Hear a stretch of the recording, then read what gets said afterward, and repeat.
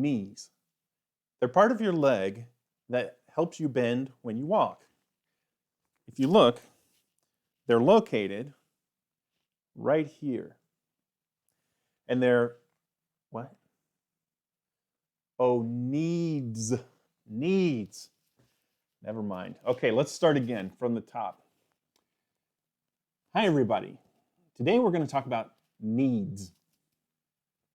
And one of the important things to think about when you think about needs is what behavior has to say about satisfying needs. Very often, when you determine that you have a need, in order to resolve that need, you need some sort of behavior. And so that's what we're going to talk about today.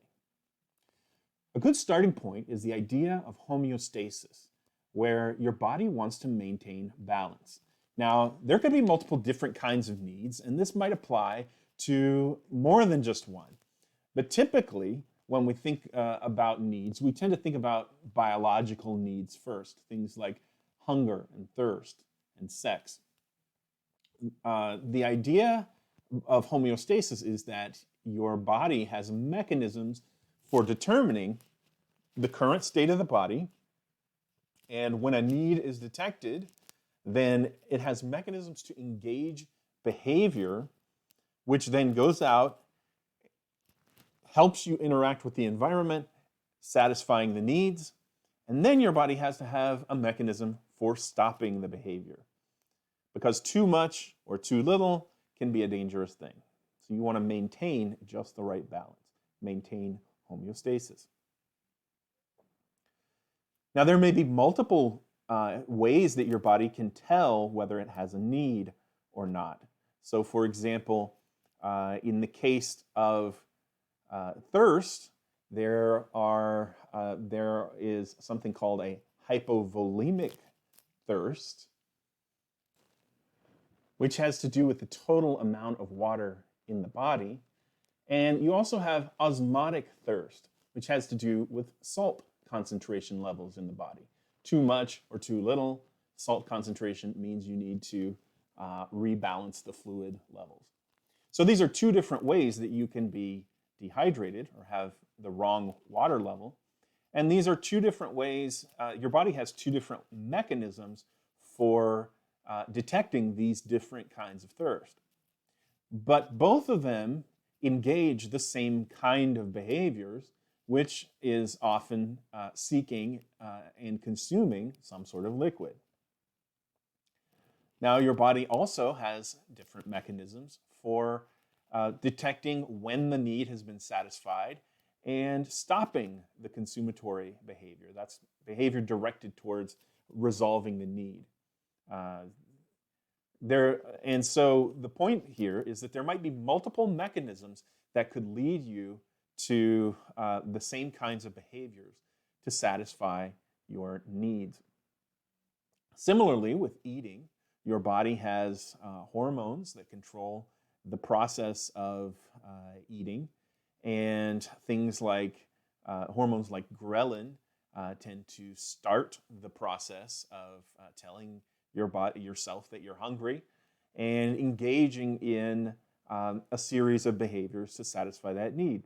Now, some of the behaviors might be more general behaviors like search for food preparation, that kind of thing. And then other behaviors might be more consummatory in nature, like chewing and eating and swallowing. But these are, this sequence of behavior is often initiated by cues from inside the body, and it's terminated by cues from inside the body. Now, one of the reasons why someone might give you the advice to not eat too fast, slow down while you're eating, eat a small serving, and then wait 15-20 minutes before you get another serving. One of the reasons why that might work for many people to help control their amount of caloric intake is that it takes time often for your body's signals to catch up. So if you're eating a lot very fast, and by the time those hormones get released and start sending satiety signals, you've eaten far more than you really needed to. So if you take your time while you're eating, then you can give your body time to say, okay, we're full, we don't need to eat anymore. And ultimately, you can reduce the number of calories that you consume. So just to make sure we are on the same page as far as terminology, psychologists tend to call the signals that induce behavior, we have a name for that, and that's a drive state. We call that a drive. So that is when your body detects that the balance of homeostasis has been violated and we need to engage some behavior. That the state of wanting to engage in those behaviors, we call that a drive. And the behaviors that are engaged are ones that are specific to satisfying that drive. Now, we also have another term that's useful to know, which is negative feedback. And that's when the drive is satisfied, you need to be able to know when to stop doing that. You have to know when to stop drinking or eating or whatever it is you're doing, because too much of something could also upset the balance, create a whole different problem. So that's called negative feedback. Now, cues about maintaining balance, maintaining homeostasis, can come from multiple places.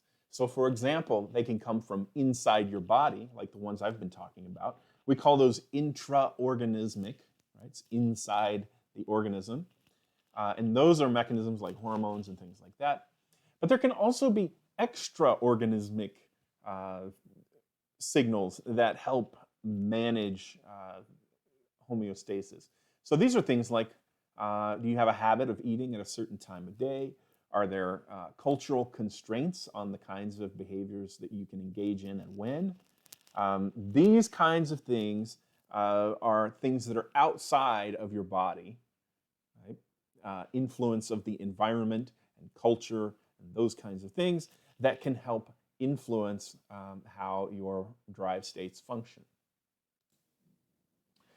So that's just an overview of the idea of drive states, maintaining homeostasis, and how we tend to think about mechanisms of behavior that help you maintain your current and optimal body state.